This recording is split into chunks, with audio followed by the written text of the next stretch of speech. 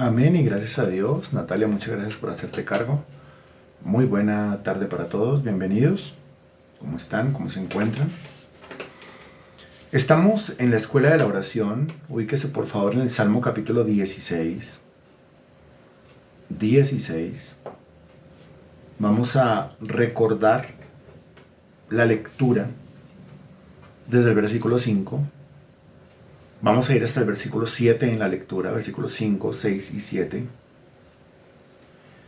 Y después de eso retomamos el estudio en el versículo 8.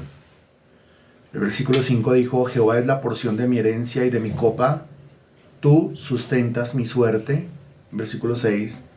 Las cuerdas me cayeron en lugares deleitosos y es hermosa la heredad que me ha tocado. Versículo 7. Bendeciré a Jehová que me aconseja, aún en las noches me enseña mi conciencia. Refresquemos la memoria.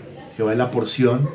Son palabras, son términos que hacen referencia a la entrega de una herencia o a la distribución de una herencia.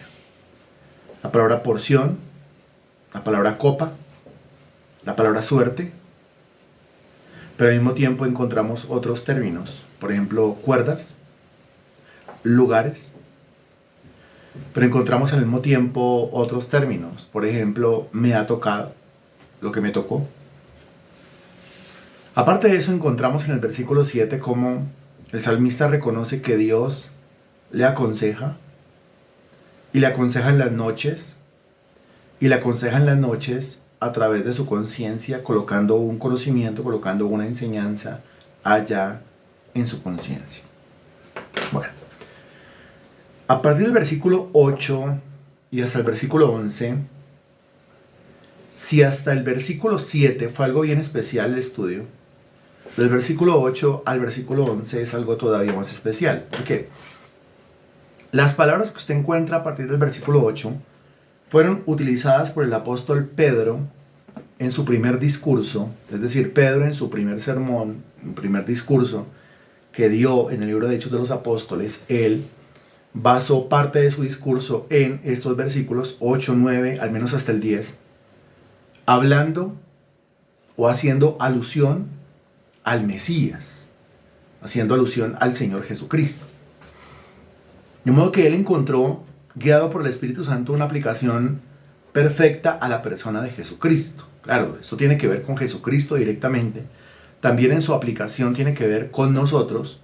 Pero para poderlo entender nos toca meternos a escudriñar cada una de estas palabras. De lo contrario no se puede hacer. De entrada decimos, versículos 8, 9 y 10, pues son una alusión a la persona del Mesías, a la persona del Señor Jesús. Y después de haber encontrado esa alusión a la persona del Señor Jesús, o en la medida en que lo vayamos encontrando, en esa misma medida nosotros vamos a ir entendiendo estos versículos que nos dicen a nosotros. Versículo 8 dice: a Jehová he puesto siempre delante de mí, porque está a mi diestra, no seré conmovido. Se alegró por tanto mi corazón y se gozó mi alma. Mi carne también reposará confiadamente. Porque no dejarás mi alma en el Seol, ni permitirás que tu santo vea corrupción. Me mostrarás la senda de la vida. En tu presencia hay plenitud de gozo, delicias a tu diestra para siempre. Dice estos versículos. Compruébelo por favor. Hechos de los Apóstoles, capítulo 2, a partir del versículo 25. Búsquelo sin cerrar el Salmo capítulo 16, Hechos capítulo 2, versículo 25. Me avisa cuando esté ahí y comenzamos la lectura, por favor.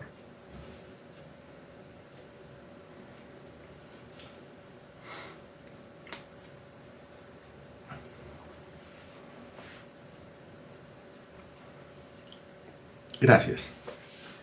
Dice el versículo 25, porque David dice de él, note, David dice de él: veía al Señor siempre delante de mí, porque está a mi diestra, no seré conmovido. Eso dice el versículo 25. El Salmo 16, versículo 8 dice: a Jehová he puesto siempre delante de mí, porque está a mi diestra, no seré conmovido. El versículo 26 dice, por lo cual mi corazón se alegró y se gozó mi lengua, y aún mi carne descansará en esperanza. El versículo 9 dice, se alegró por tanto mi corazón y se gozó mi alma. Mi carne también reposará confiadamente. Bien. El versículo 27 dice, porque no dejarás mi alma en el Hades, ni permitirás que tu santo vea corrupción. El versículo 10 del Salmo 16 dice, porque no dejarás mi alma en el Seol, ni permitirás que tu santo vea corrupción. El versículo 28 dice, me hiciste conocer los caminos de la vida, me llenarás de gozo con tu presencia. El versículo 11 dice, me mostrarás la senda de la vida, en tu presencia hay plenitud de gozo, delicias a tu diestra para siempre. Acabamos de leer Salmo 16, versículo 8, 9, 10 y 11, y acabamos de leer Hechos de los Apóstoles, capítulo 2, versículos 25, 26, 27 y 28. ¿Cómo le parece? ¿Qué entendió? ¿Con qué se encontró ahí? Responda, por favor. Gracias.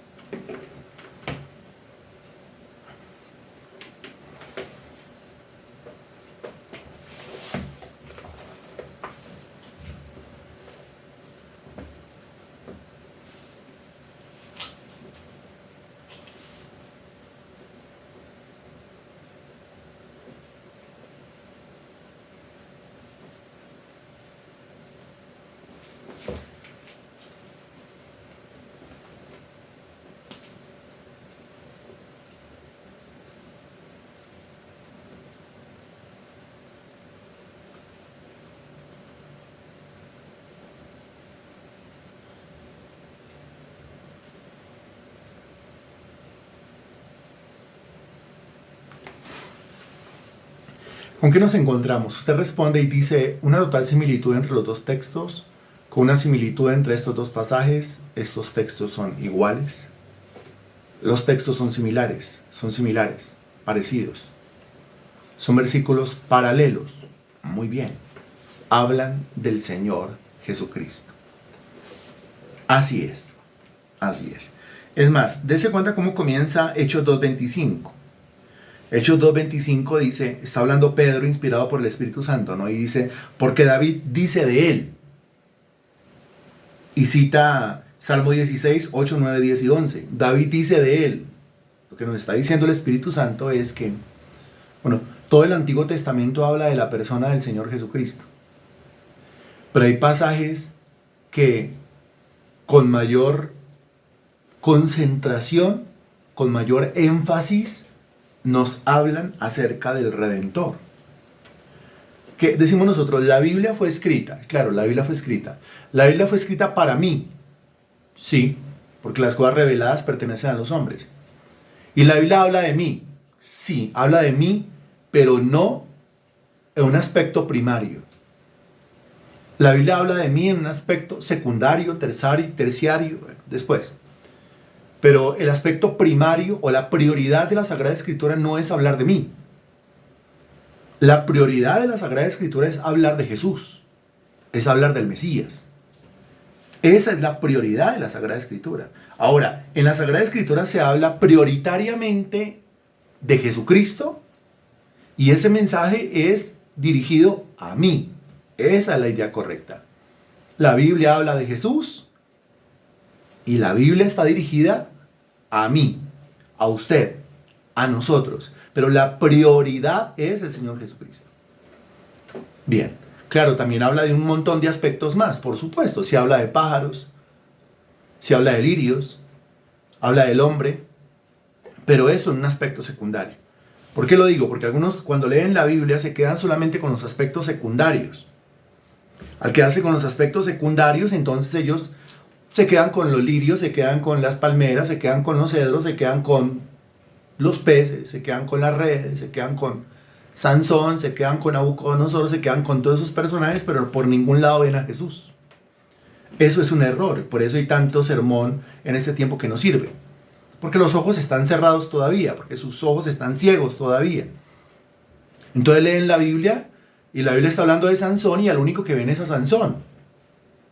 O la Biblia está hablando del cordero inmolado, pero lo único que ven es un cordero inmolado. O la Biblia habla de un madero, de la serpiente de bronce en un asta de madera, y con lo único que se quedan, o lo único que ven es una serpiente de bronce en un asta de madera. No ven nada más. Porque sus ojos están ciegos. Porque sus ojos siguen cerrados. El Espíritu de Dios nos capacita, nos faculta para, en la medida en que vamos conociendo las historias bíblicas, vamos conociendo a Jesús. Se nos va hablando de Jesús. Y decimos, esto tiene que ver con Jesús. Aquí se nos está hablando principalmente de Jesús. Alguno lee entonces el relato del diluvio universal que comienza en Génesis capítulo 7 y termina por allá en el capítulo 9, 7, 8, 9, 3 capítulos. Y se quedan solamente con Noé, la familia de Noé, los hijos de Noé, las tablas con las cuales construyeron el arca, que era de 3 pisos, los animales, las parejas de animales, la brea con la cual calafatearon el arca, las puntillas, etcétera, etcétera, etcétera. Por ningún lado ven a Jesús. Cuando el Espíritu de Dios a uno le abre los ojos, uno principalmente ve a Jesús, primariamente ve a Jesús, y después ve a Noé, y después ve a los 3 hijos de Noé, y después ve el resto. Así debe ser. En Moisés tenemos que ver a Jesús, pero si yo tengo los ojos cerrados, solamente voy a ver a Moisés, solamente voy a ver una zarza, yo solamente voy a ver 10 plagas, solamente voy a ver una liberación de la esclavitud y no voy a ver a Jesús por ningún lado. Solamente voy a ver una travesía por el desierto, los mandamientos en el monte Sinaí y no voy a ver a Jesús. ¿Por qué? Porque tengo los ojos cerrados. Yo necesito que el Señor abra mis ojos. La misma oración que hizo Eliseo por su siervo diciendo, Señor, abre los ojos de mi siervo para que pueda ver. ¿Para que pueda ver qué? Para que pueda ver cuál es tu prioridad, lo prioritario en el corazón del Padre. Lo prioritario en el corazón del Padre es su Hijo.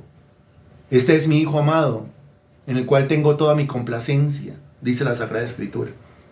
Entonces, eso es. Que tener conocimiento por tener conocimiento no vale, no sirve. Y conozco muchísimas personas que tienen mucho conocimiento, un exuberante conocimiento, pero de historias bíblicas, datos, pero no ven a Jesús por ningún lado. Como no ven a Jesús por ningún lado, no hablan de Jesús nunca. Nosotros pues queremos especializarnos en hablar de Jesús y queremos ver a Jesús por donde quiera que nosotros vayamos. Ese es el trabajo. Es el centro del Evangelio.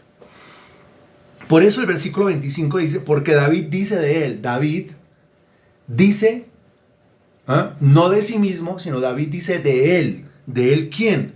Pues del que está hablando en el versículo 23 y 24, a este entregado por el determinado consejo y anticipado conocimiento de Dios, prendisteis y matasteis por manos de Jesucristo crucificándole, está hablando del crucificado, al cual Dios levantó, suelto los dolores de la muerte, o sea, la resurrección, por cuanto era imposible que fuese retenido por ella. Quiero que note usted, por favor, que Pedro, a partir del momento en el cual vino la unción del Espíritu Santo sobre él, cuando abrió la boca, él se dedicó a hablar única y específicamente y exclusivamente de Jesús. En su primer sermón, en su segundo sermón, en los demás sermones, en las cartas de Pedro, primera y segunda de Pedro, él habla solamente de Jesús. Cuando vino la unción sobre Pablo, él comenzó a hablar ¿de quién? De Jesús. ¿De quién habla Pablo en Romanos? ¿De quién habla Pablo en Corintios? ¿De quién habla Pablo en Gálatas? ¿De quién habla Pablo en Efesios? ¿De quién habla Pablo en Colosenses? ¿De quién habla Pablo en Filipenses? ¿De quién le habla Pablo a Timoteo en primera y segunda de Timoteo? ¿De quién le habla Pablo a Tito en la carta de Tito? Solamente de uno, del Señor Jesucristo. En Apocalipsis se dice que Cristo es el centro o es el espíritu de la profecía. Todo tiene que ver con el Señor Jesucristo. ¿De quién habla Mateo, Marcos, Lucas y Juan en los evangelios o en las biografías? Pues de Jesús. Todo el Nuevo Testamento dirá alguien habla de Jesús. Y todo el Nuevo Testamento habla de Jesús de una manera clara y explícita. Pero también todo el Antiguo Testamento habla del Señor Jesucristo. Solo que no de una manera clara, no de una manera explícita. Por eso tenemos que pedirle al Señor, abre mis ojos para ver. ¿Esto que yo acabo de decir está claro?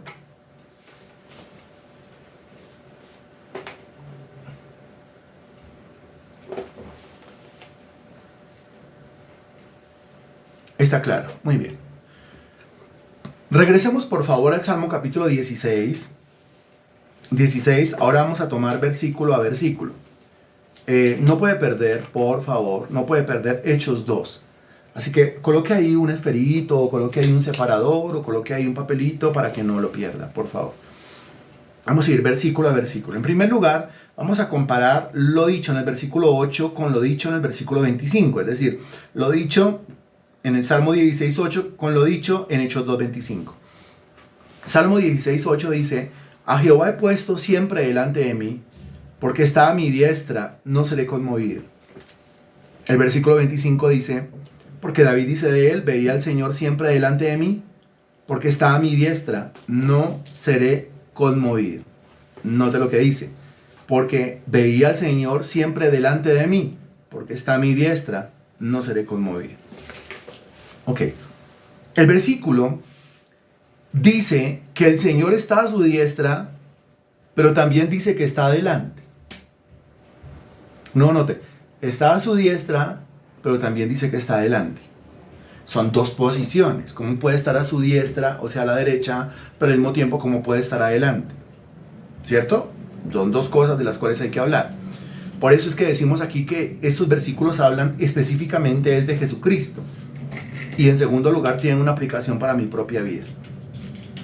En primer lugar, la Biblia habla de la diestra del Padre, ¿cierto? La Biblia enseña que Jesucristo murió, resucitó, ascendió a los cielos y se sentó a la diestra del Padre. Se sentó a la diestra donde siempre había estado sentado el Hijo. En Juan capítulo 17, Cristo le ora al Padre diciéndole: Señor, glorifícame con aquella gloria que tuve desde la creación del mundo, desde la fundación del mundo. Es decir, regresa a su estado anterior a la encarnación. En el estado anterior a la encarnación, el Señor estaba sentado a la diestra. Después de la encarnación, muerte, resurrección, ascensión, el Señor vuelve a la diestra. La diestra, la mano derecha, es el lugar de autoridad, es el lugar de dominio, es el lugar de señorío. Entonces, cuando Cristo dice que regresa a esa gloria, pues está diciendo que Cristo regresa a esa autoridad, a ese poder y regresa a ese señorío.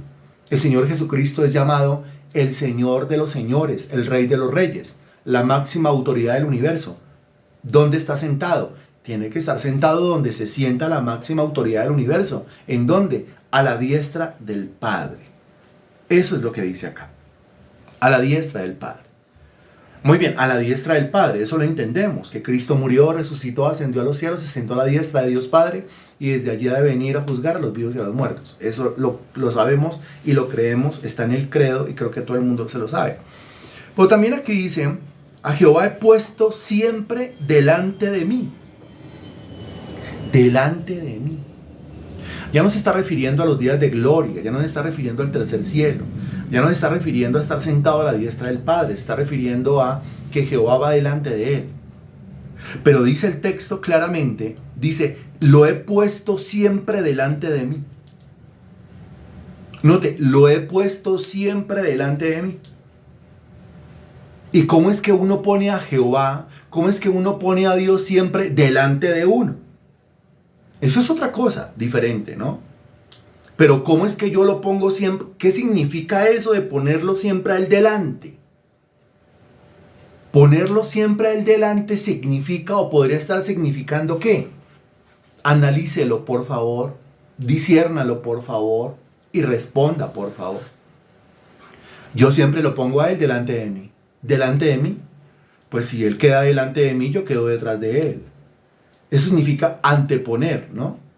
Hay que anteponer a Dios.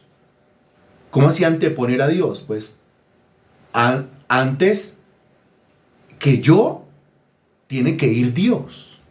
Primero que yo, tiene que ir Dios. Antes de que se haga lo que yo quiero, que se haga lo que Dios quiere, ¿sí? Antes que se haga mi voluntad, que se haga la voluntad de Dios. Si es posible, pasa de mí esta copa, pero no se haga mi voluntad, sino la tuya, Señor. Eso es anteponer a Dios. Eso es poner a Dios de primeras. Eso es decirle: Señor, yo renuncio a mi capricho, yo renuncio a mi terquedad, yo renuncio a mi necedad, yo quiero, yo necesito, Señor, que se haga tu voluntad en mi vida siempre y en todos los casos. Aunque yo no entienda de entrada tu voluntad, yo discierno que tu voluntad es buena, es agradable y es perfecta siempre. Eso de Romanos 12:1, donde habla de la voluntad de Dios y dice que es buena, agradable y perfecta, usted lo relaciona con Romanos 8:28, donde dice que todas las cosas ayudan a bien de los que aman a Dios. Esto es, a los que conforme a su propósito son llamados. Todas las cosas. Y no hay ninguna cosa que esté operando para mi mal, para perjudicarme a mí, ya que la voluntad de Dios es buena, es agradable y es perfecta. Aunque me esté doliendo lo que está pasando.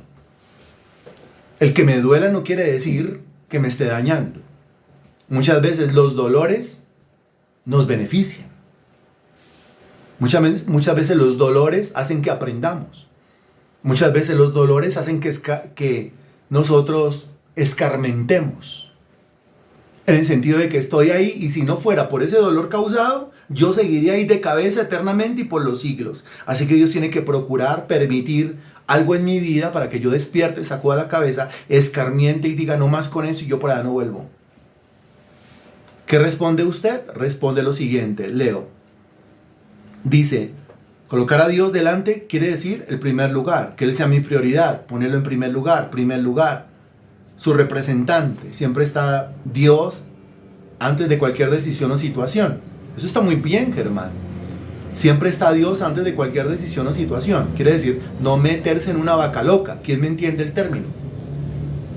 No meterse a hacer cosas en la carne sin primero consultar a Dios. No, hay que orar. Señor, ilumina mi mente, ilumina mi corazón. Yo siempre soy inclinado y dado a tomar decisiones en mis propias fuerzas porque me creo muy sabio, me creo muy sabiondo, pero no soy tan sabio y no soy tan sabiondo. Porque Él está siempre primero. ¿Qué significa esto? ¿Qué significa esto? Adelante, póngalo adelante, porque mire lo que dice David. Vuelva a leerlo y dice, he puesto siempre delante de mí.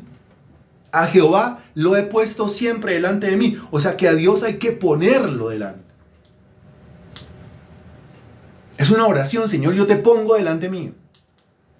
Señor, te pongo delante mío en este día. O Señor, te pongo delante mío en esta situación. O Señor, te pongo delante mío en esta crisis. Señor, te pongo delante mío en esta toma de decisiones. Señor, te pongo delante mío en este proyecto, en este propósito, en este programa. Señor, te pongo delante mío en esto que yo quiero hacer. Primero Dios delante de todas mis cosas. Entrar en problemas por no venir con Dios antes de cualquier decisión. Muy bien. Mi Señor Dios, tú siempre estás primero. Eso es, mire, Diva lo está convirtiendo en una oración. Estamos en la escuela de la oración, ¿no? Estamos en la escuela de la oración. Todos estos versículos, por la gracia de Dios, tenemos que convertirlos en oración. Tenerlo siempre presente, confesar que Él está en todo mi ser, en todas mis decisiones. Muy bien. A Jehová he puesto siempre delante de mí, dice, porque está a mi diestra. Y a continuación dice, no seré conmovido. Eso de conmoverse, ¿qué significa? Pues dentro de la palabra conmover o dentro de la palabra conmovido hay una palabra. Encuéntrela. Y llegamos al significado. Dentro de la palabra conmovido, o dentro de la palabra conmover, está la palabra mover. Muy bien, la palabra mover. Y aquí el salmista dice, yo no seré conmovido. Yo pongo a Dios delante mío y eso garantiza que yo no seré conmovido. Dentro de la palabra conmovido está la palabra mover. ¿Qué quiere decir? Yo no seré movido. No me moveré. Nada me moverá. Nadie me va a mover. Si Dios está delante mío, nadie me va a mover. Nadie me va a mover ¿de dónde? ¿No? Nadie me va a mover ¿de dónde? Usted tiene que leer el versículo. Aquí no interprete nada, no espiritualice nada. Lo que usted tiene que hacer es leer el versículo y encontrar posiciones. Esto es posicional. Pero la respuesta usted la extrae del mismo versículo. Nada me va a mover. Eso es posición. ¿Sí? La palabra movimiento, mover. Cuando dice no mover es posición. Pero no, nada me va a mover ¿de dónde? Nada me va a mover ¿de dónde? Nada me va a mover de qué sitio, de qué lugar. Nada me va a mover de... Entonces, nada me va a mover. Muy bien. Se menciona la diestra. Nada me va a mover de esa diestra. Excelente. Pero hay más ahí. Busque el resto. Porque no es lo único que dice el versículo. Nada me va a mover de su diestra. Muy bien. Pero también nada me va a mover. Nada me va a mover.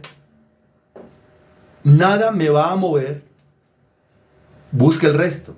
En el mismo versículo. Posición.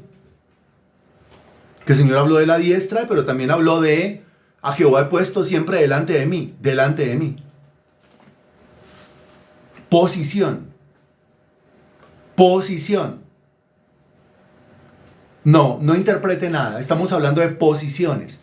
Posición, a ver, para que nos entendamos. Posición, arriba, abajo, adelante, atrás, a un lado, al otro. Posición, al norte, al sur, al oriente, al occidente. Eso es posición. Encuentre esas palabras que hablan de una posición. Usted ya encontró una, la diestra. Claro, la derecha es una posición. La derecha, la izquierda son posiciones. ¿Para dónde cojo? ¿Para la derecha? ¿Para dónde cojo? ¿Para la izquierda? Eso es posición. Pero hay otra. Hay otra. Delante, pero tiene que interpretarlo, porque usted está escribiendo delante del Señor. No, usted no está delante del Señor. O sea, haga uso de la palabra, pero haga uso correcto de la palabra. La frase dice, a Jehová he puesto siempre delante de mí. Usted no puede responder, nada me va a mover de estar delante del Señor. No, usted no está delante del Señor. Pero aquí dice, no seré conmovido. Yo no seré conmovido. Entonces jugamos con la posición del salmista. No con la posición de Jehová, sino con la posición del salmista. El salmista dice, por un lado, estoy a la diestra de Dios. Eso es posición. Pero por el otro lado, Jehová está delante de mí. Entonces, si Jehová está delante de mí, ahí está muy bien, Natalia. Excelente. Pues si Jehová está delante de mí, pues entonces yo estoy detrás de mi Señor. Es que es así. ¿No es cierto? Es que no tiene otra interpretación. Es fácil. Es básico. Pues si alguien está delante de mí, entonces ¿cuál es mi posición? Pues si alguien está delante de mí, yo con relación a ese alguien estoy detrás de él. ¿No es cierto que es así? La pared está delante de mí. Entonces si la pared está delante de mí, yo estoy detrás de la pared. Punto. El automóvil está delante de mí. Si el automóvil está delante de mí, yo estoy detrás del automóvil. Es así. ¿No es cierto que es así? El Señor está delante de mí. Entonces, si el Señor está delante de mí, yo estoy detrás del Señor. Ahí está. Muy bien. A veces toca explicar como explicando a niños. Pero ese es mi trabajo. Esa es mi tarea. Yo la entiendo bien.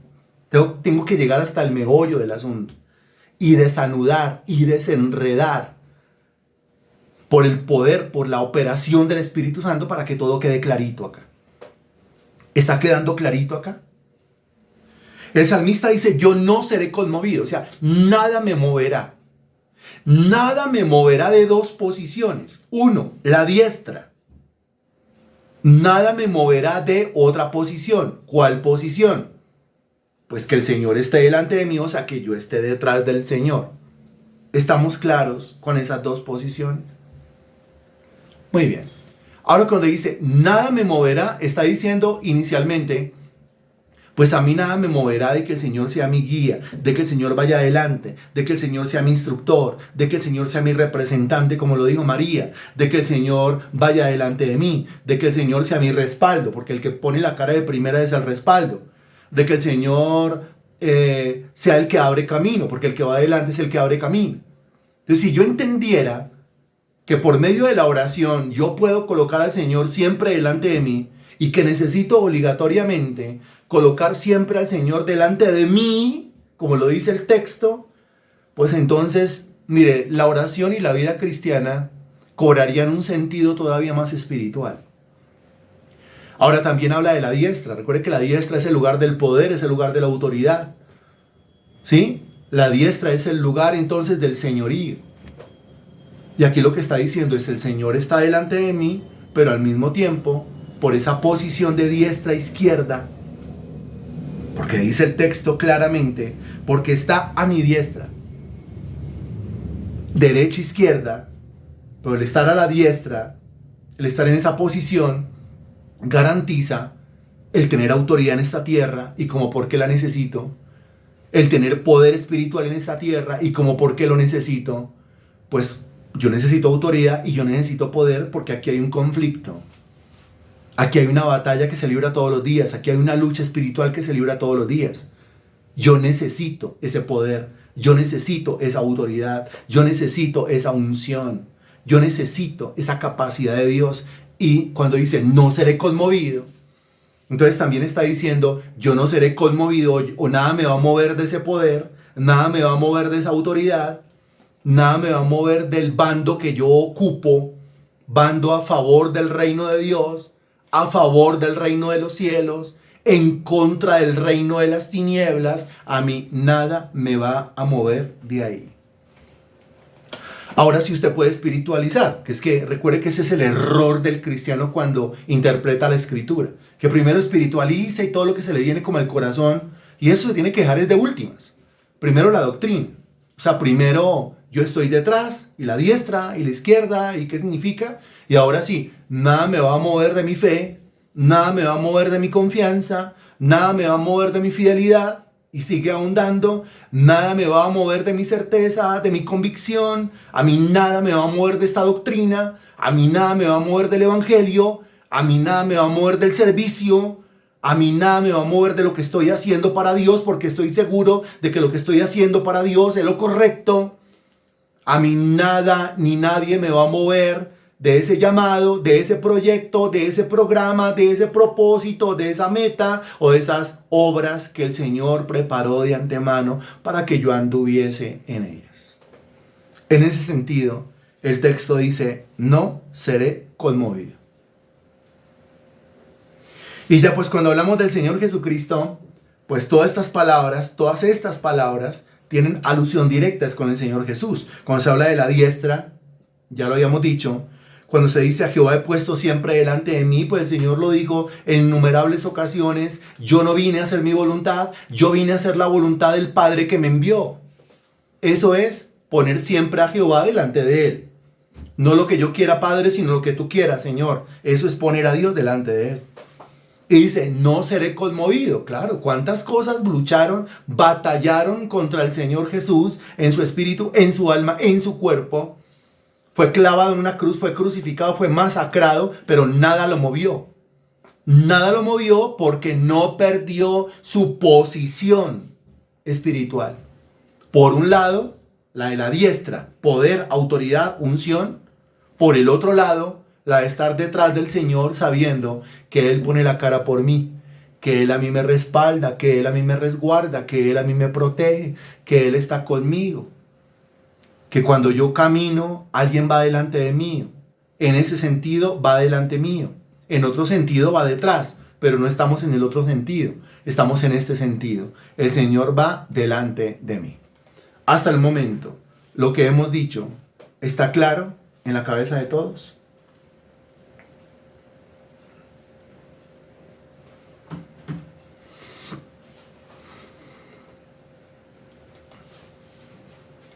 ¿Y cómo le parece lo que hasta el momento ha escuchado? Llevamos unos 35 minutos más o menos de exposición.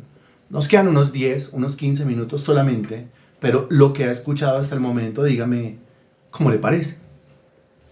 Dígame de qué manera le edifica.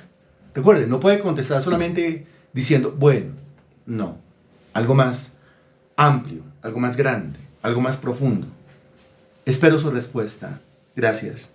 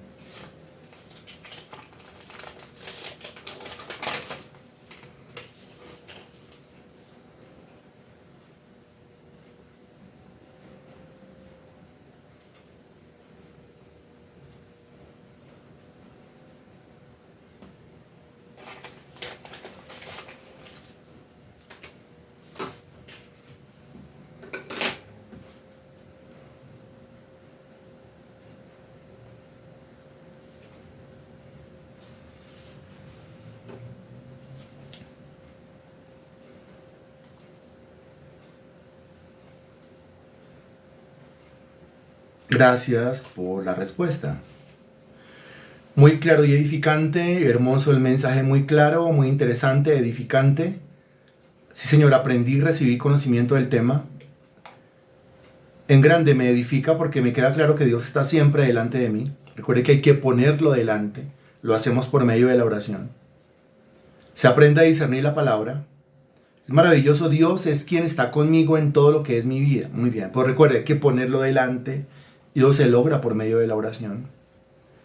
Es realmente espectacular. He entendido que mi amado Señor Jesucristo va delante de mí abriendo camino y estoy a su diestra para estar segura en su voluntad perfecta. Bien, muy bien, gracias. Que con mi Señor puedo caminar confiada porque Él siempre me guía y está conmigo en todo momento. Bien, me aclara más el conocimiento de la palabra del Señor. Sí, porque, por ejemplo, cuando lleguemos nosotros al Salmo capítulo 23, usted se va a encontrar con otra posición. ¿Sí? Y el Salmo 23 enseña que el Señor está detrás. Pero ¿cómo así detrás? No me dijo que estaba adelante. Sí, adelante en un sentido. Detrás en otro sentido. Salmo 16, el Señor está adelante. Adelante. Que es el lugar de la dirección. Adelante. Que es el lugar de la instrucción. Adelante. Que es el lugar en donde, o por medio de esa dimensión o posición, se abren los caminos. Abre caminos. Los brujos y los esotéricos hablan de jabones abrecaminos, aguas abrecaminos. Yo solo encuentro en la Biblia un abrecaminos. Regáleme el nombre del abrecaminos, según la Biblia. Y no hay jabón que lo pueda reemplazar, y no hay bebedizo que lo pueda reemplazar, y no hay colgandejo al cuello que lo pueda reemplazar, y no hay estampita que lo pueda reemplazar. El único abrecaminos es el Señor Jesucristo, muy bien, que va delante de nosotros, pero recuerde, hay que ponerlo adelante. Dios se logra por medio de la oración. Él es muy bien. El versículo 9 dice: se alegró por tanto mi corazón y se gozó mi alma, mi carne también reposará confiadamente. Muy bien. Se alegró por tanto. O sea, esa es la razón de mi gozo, esa es la razón de mi alegría. ¿Cuál es la razón de mi gozo? La razón de mi gozo es que no seré conmovido. Entonces, de la palabra conmover nace el versículo 9. Porque ya que el salmista entendió cómo hacer para no moverse de esa firmeza espiritual que tiene, ya que el salmista entendió cómo no moverse de esa fe, no moverse de esa confianza, no moverse de esa relación con Dios, entonces, pues si yo no me muevo de ahí y no muevo al Señor de ahí, es el Señor el que va adelante, es el Señor el que pone la cara por mí, es el Señor el que pelea por mí. Eso dice Éxodo 14:14, Jehová peleará por vosotros y vosotros estaréis tranquilos. ¿Qué tal ese versículo, no? Jehová peleará por vosotros y vosotros estaréis tranquilos. ¿Qué significa eso? Que el Señor va adelante peleando. El que viene a pelear conmigo, pues con el primero que se encuentra es con el Señor. Ahora, ¿quién soy yo para que el Señor mismo en persona me escolte? Piénselo. ¿Quién soy yo para que el Señor mismo en persona me cuide, me proteja, me resguarde? El texto dice claramente, es que el que os toca, toca a la niña de mi ojo. Pero ¿quién soy yo para que el Señor me considere como su ojo? Como a la niña de su ojo, como esa parte tan especial, tan frágil, tan delicado, tan intocable, dése cuenta usted, que el Señor considera que usted es algo intocable, alguien intocable, y dice, no me lo tocan, no me la tocan. No, eso es una cosa espectacular, por donde usted lo mire. Entonces, cuando el salmista entiende todo eso, ¿de qué se le llena el alma? Cuando el salmista entiende todo eso, cuando descubre esos principios, cuando descubre esos fundamentos, ¿de qué se le llena el corazón? De lo mismo que a usted se le está llenando en este momento cuando descubre toda esta belleza y toda esta maravilla. Cuando usted descubre, el Señor está conmigo, el Señor va adelante, el Señor abre puertas, el Señor me protege, el Señor pelea por mí, el Señor me cuida. Yo me acosté y dormí y desperté. ¿Por qué? Porque Jehová me sustentaba. El Señor sustenta mi sueño. Pero no solamente sustenta mi sueño. Salmo 16, tú sustentas mi suerte. El Señor sustenta mi sueño, sustenta mi suerte, sustenta mi día, sustenta mi noche. El Señor está conmigo cuando hay, cuando no hay, en la salud, en la enfermedad. El Señor está conmigo cuando hay dinero, cuando no hay nada. El Señor está conmigo cuando cuento billetes. El Señor está conmigo cuando no hay ni monedas para contar. El Señor está conmigo cuando todo el mundo se fue, cuando todo el mundo me despreció, cuando todo el mundo me abandonó. El Señor todavía está conmigo, está delante de mí, está poniendo el pecho y la cara por mí. ¿De qué se le llena a uno la cabeza? ¿De qué se le llena el corazón? Es así de simple. De gozo, de gozo, de gozo, de gratitud, de gozo, de alegría. Nunca entenderé esa parte. ¿Quién soy yo para recibir tanta gracia y favor de mi Señor? Mi alma se llena únicamente de gratitud y confianza. Así es. Me da paz. Mi corazón se llena de gozo. Pero recuerde, hay que poner al Señor adelante. Por eso dice el salmista, se alegró por tanto mi corazón. Se alegró por tanto mi corazón. O sea que mire, uno tiene en sus manos las claves para entristecer el corazón o para alegrar el corazón. ¿Cuáles son las claves para alegrar el corazón? Las claves para alegrar el corazón es el entendimiento de la palabra de Dios, el entendimiento de la doctrina. Y después de que usted lo ha entendido, usted lo lleva a la práctica. Y cuando usted lo ha llevado a la práctica, se da cuenta que funciona. Es cuando usted dice, porque el evangelio es poder de Dios para salvación a todo aquel que crea, al judío primeramente y también al griego. Romanos capítulo 1, versículo 16. O sea, el evangelio realmente funciona. Funciona a la persona que lo lee, funciona a la persona que lo entiende, que lo escudriña, que lo profundiza. Funciona a la persona que extrae de ahí los principios, los aplica en su propia vida, los practica, los obedece, se va a dar cuenta con sus propios ojos y en su propia experiencia de vida que el evangelio funciona. Claro que funciona. No hay nada más eficaz en este universo que el evangelio. Se alegró por tanto mi corazón, se gozó mi alma. Mi carne también reposará confiadamente. Note, mi carne. Entonces aquí está hablando, pues hablando de su corazón y está hablando de su alma y está hablando de su carne. Bien podría estar hablando entonces aquí de mi espíritu se llenó de gozo, mi alma se llenó de gozo y mi cuerpo reposa confiadamente. Ahora, si tiene gozo en su espíritu, si tiene gozo en su alma y si tiene gozo en su cuerpo, quiere decir que ha llegado a una plenitud impresionante. ¿Qué significa la palabra plenitud? Algo pleno es algo ¿qué? Algo pleno. ¿Cómo está? Pleno. Algo pleno es algo completo. Totalmente completo. Total. ¿Cierto? Algo pleno es algo lleno. Estoy full, estoy lleno, estoy completo. Esa palabra plenitud, dése cuenta. El versículo 11, me mostrarás la senda de la vida, en tu presencia hay plenitud, y vuelve a decir plenitud de ¿qué? Plenitud de gozo. Porque esto ha llenado mi espíritu, esto ha llenado mi alma y esto ha llenado mi cuerpo, Señor. De modo que me siento lleno, me siento pleno. O sea que no tiene problemas, ¿no? ¿Quién está hablando de eso? Nada tiene que ver con problemas o sin problemas. Es que algunos creen que si no tienen problemas, entonces el día que no tenga problemas, ese día serán felices. Eso no es cierto, no lo enseña el Salmo. No lo enseña el Salmo. Es más, cuando aparece en la parte final del versículo 8 la palabra conmover, no seré conmovido, quiere decir que había muchos enemigos a su alrededor que lo querían mover. ¿Y acaso usted no tiene muchos enemigos a su alrededor que lo quieren mover?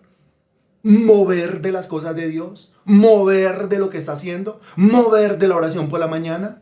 ¿Acaso no tiene muchos enemigos a su alrededor que lo quieren mover del conectarse a estas clases? ¿Mover del reunirse los domingos con nosotros? ¿Mover del servicio a Dios? ¿Mover de la congregación? ¿Mover de la fe? ¿Mover del evangelio? ¿Mover de todo lo que tenga que ver con Dios? ¿Moverse de ese lugar, de esa posición, de esa dimensión espiritual en la cual el Señor la ha puesto, según el versículo 8? Es que es así. Entonces el salmista realmente está experimentando es una lucha. Situaciones tensas, apretadas, difíciles. Y con todo eso el versículo 9 dice que está dichoso. Y el versículo 11 dice, en tu presencia hay plenitud de gozo. O sea que la felicidad, el gozo, la plenitud o la llenura total no viene cuando no hay problemas. Viene es cuando usted se llena del conocimiento, se llena de la palabra, se llena de la doctrina en medio de la cantidad de problemas que usted puede estar teniendo ya. Eso dice el versículo 9. El versículo 10 dice, porque no dejarás mi alma en el Seol. No dejarás mi alma en el Seol. Ni permitirás que tu santo vea corrupción. El versículo 27 de Hechos 2 dice, porque no dejarás mi alma en el Hades, ni permitirás que tu santo vea corrupción. En ese versículo solamente hay una variante, una variación en una palabra. En el Salmo 16 se utiliza la palabra Seol, y en Hechos 2 se utiliza la palabra Hades. Seol, Hades. ¿Contradicción? Ninguna. Lo que pasa es que la palabra Seol pertenece a un idioma y la palabra Hades pertenece a otro idioma. La palabra Seol pertenece al idioma en el cual fue escrito el Antiguo Testamento. ¿En qué idioma fue escrito el Antiguo Testamento? ¿Me lo recuerda, por favor, para escribirlo acá? Gracias. El Antiguo Testamento fue escrito en el idioma hebreo. Mientras que el Nuevo Testamento fue escrito en otro idioma. ¿Me recuerda el idioma en el cual fue escrito el Nuevo Testamento, por favor, para escribirlo acá? El griego. Muy bien. En hebreo se dice Seol. Y la palabra Seol, o el término Seol, en griego se dice Hades. O sea, Seol y Hades son lo mismo. ¿Y qué significa la palabra Seol o Hades? La palabra Seol o Hades hace referencia al lugar donde van los muertos. Repito, Seol, Hades es lo mismo. Y hace referencia al lugar donde van los muertos. Específicamente no está haciendo referencia ni a un lado ni al otro. O sea, no está haciendo referencia ni al paraíso o seno de Abraham, y no está haciendo referencia tampoco al infierno. Y no está haciendo referencia tampoco al abismo o a la cima. Acuérdense que hay un abismo, un hueco entre paraíso o seno de Abraham e infierno. Eso está en la Sagrada Escritura, lo hemos estudiado varias veces. Y que el lugar se encuentra en el centro de la tierra, también lo hemos estudiado varias veces. Se encuentra en Efesios capítulo 4. Pero aquí se refiere a todo el lugar, o sea, toda la zona, toda el área, con el ala A, el ala B, el ala central, todo eso se llama Seol, o todo eso se llama Hades, de acuerdo al idioma que usted esté hablando.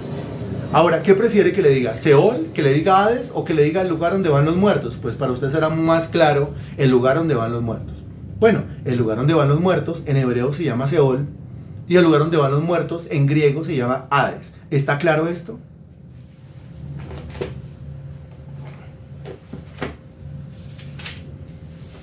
¿Está claro esto? Bien. Si usted muere en este momento, ¿para dónde se va? Dígamelo en hebreo, para el Seol. Si usted muere en este momento, ¿para dónde se va? Dígamelo en griego, para el Hades. ¿En dónde están las personas que se han muerto? Tanto los justos como los injustos. Los justos, los impíos, los creyentes, los no creyentes. Pues todas van al Seol, término hebreo, o Hades, término griego. El tema es cuando llegan allá. Cuando llegan allá, no están todas revueltas. Cuando llegan allá, entonces, usted, creyente, bueno, ala A, o sala A, o dependencia A, paraíso o seno de Abraham. Usted nunca creyó en el evangelio, ok, entonces sala B puede ser. ¿Qué es cuál? El infierno. Pero todo el conjunto de lugares se llaman el lugar donde van los muertos, o Seol o Hades. Listo. Entonces dice, porque no dejarás mi alma en el Seol. ¿Quién está hablando aquí? Está hablando Jesús, está hablando con el Padre, está orando Jesús al Padre. Está diciendo, no dejarás mi alma en el Seol. Es algo que el Señor dijo en la cruz del Calvario. Algo profetizado acerca del Señor Jesús. Cuando dice, no dejarás mi alma en el Seol, quiere decir que realmente el Señor Jesucristo iba a morir. Lo iban a matar. Iba a llegar al Seol. Está aclarando que lo que llega al Seol es el alma. O sea, esto es magistral por donde usted lo mire. Lo que llega al Seol no es el espíritu del hombre, lo que llega al Seol no es el cuerpo del hombre, el espíritu retorna a Dios porque es el hálito de vida, el cuerpo se queda en la sepultura, en la fosa, allá en el hueco, en la tierra. Lo que va al Seol es el alma del individuo. Eso lo dice acá. No dejarás mi alma en el Seol, y cuando dice, no dejarás mi alma en el Seol, pues si no me va a dejar el alma en el Seol, quiere decir que aunque voy a llegar al Seol, y que aunque voy a estar ahí un rato en el Seol, el Señor va a sacar mi alma del Seol. Ahora, pero para sacar mi alma del Seol, ¿qué va a tener que hacer? Porque de otra manera no me va a poder sacar del Seol. Porque no ve que el Seol es el Hades. Porque no ve que Seol y Hades es el lugar donde van los muertos. Entonces, si el Señor no va a dejar mi alma en el lugar a donde van los muertos, ¿qué va a tener que hacer conmigo para sacarme del lugar donde están los muertos? Pues va a tener que resucitarme. Muy bien. Eso es lo que enseña el versículo. No dejarás mi alma en el Seol. Primero lo que dice, ni permitirás que tu santo vea corrupción. Ya mencionó el alma, que va al Seol. Ahora, aunque no está mencionando otra parte de su ser, está implícito. Porque está hablando de una parte de su ser que ve la corrupción a partir del momento del fallecimiento. ¿Y cuál es la parte de nuestro ser que ve corrupción a partir del momento del fallecimiento? ¿Cómo se llama esa parte de mi ser que ve corrupción a partir del momento del fallecimiento? Corrupción es lo mismo que pudrición. Corrupción es lo mismo que putrefacción. Corrupción es lo mismo que descomposición. Entonces, ¿a qué parte de mi ser se está refiriendo? Responda, por favor. No deje a Germán solo. De pronto se nos aflige por estar contestando solo. Pues mi cuerpo. ¿Cuál es la parte que se comienza a descomponer? A podrir. A dañar. La parte que el versículo dice corrupta. Pues mi cuerpo. Pero aquí dice, ni permitirás que tu santo vea corrupción. Bien. Pregunta, ¿a los cuántos días un cuerpo fallecido comienza ya a oler de una manera insoportable? Dicho en la misma Biblia, ¿a los cuántos días? No se vaya a equivocar por la ligereza o rapidez de la respuesta. ¿A los cuántos días? La respuesta es genial. Bien, ¿a los cuántos días? Y la pregunta es para todos, ¿no es cierto? ¿A los cuántos días? A los 4 días. Hablando de Lázaro, ¿se acuerda de Lázaro? Maestro, ¿y de ya? ¿Por qué es de 4 días? Porque es de 4 días. A los 4 días ya huele feo. A los 4 días ya hay descomposición. A los 4 días ya hay pudrición. A los 4 días ya hay putrefacción. Pero aquí dice, ni permitirás que tu santo vea corrupción. O sea, mi alma va a estar en el Seol y aquí está diciendo cuánto tiempo va a estar en el Seol. Dice, porque no dejarás que tu santo, o sea, el cuerpo de tu santo vea corrupción. El cuerpo de él iba a estar en la tierra, pero no el suficiente tiempo como para que se pudriera. Eso quiere decir cuánto tiempo.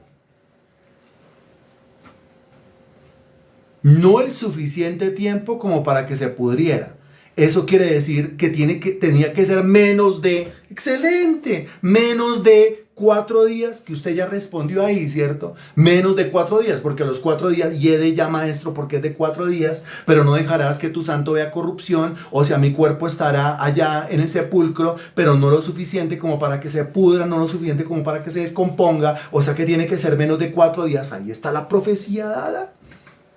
Menos de 4 días. ¿Y cuántos días estuvo el cuerpo del Señor? 3 días y 3 noches. Ahí está. O sea que 3 días y 3 noches estuvo el cuerpo del Señor en el sepulcro. 3 días y 3 noches estuvo el alma del Señor en el Seol, Hades o el lugar de los muertos.